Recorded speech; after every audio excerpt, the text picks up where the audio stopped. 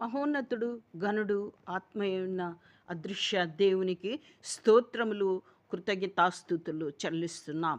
మనకు మరి ఒక దినం ఇచ్చిన దేవాది దేవునికి కృతజ్ఞతాస్తుతులు చెల్లిస్తున్నాం. తిమోతికి రాసిన మొదటి పత్రిక 6వ అధ్యాయము 7వ వచనములో మొదటి పాయింట్గా మనం తీసుకుంటే, మనము ఇది పార్ట్ బి. మనం ఈ లోకంలోనికి ఏమీయూ తేలేదు. ఈ పాయింట్, మనం ఈ లోకంలోనికి ఏమీయూ తేలేదు, దీనిలో నుండి ఏమీయూ తీసుకుపోలేము. కాగా 8, 9, 10 చూద్దాం. కాగా అన్నపానములు గలవారమయ్యుండి వాటితో తృప్తి పొందుదము. ధనవంతులగుటకు అపేక్షించువారు శోధనలోను, ఊరిలోను, అవివేకయుక్తములను, హానికరములనైన అనేక దురాశలలోనూ పడుదురు.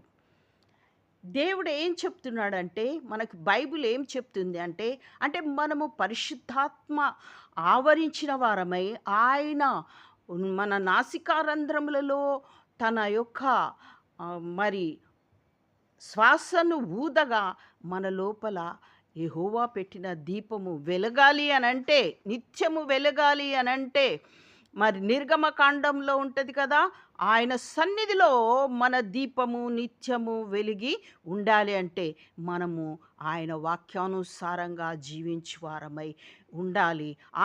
వాక్యమును మనం అంగీకరించు వారమై ఉండాలి. అందుకనే చెప్తున్నాడు, ధనవంతులగుటకు అపేక్షించువారు శోధనలో పడతారంట. అవును, మరి వారి ఏ మార్గంలోనికి వెళ్ళిపోతారో, ఏ హానికరమైనవి అనేక దురాశలలో పడుదురో తెలియదు.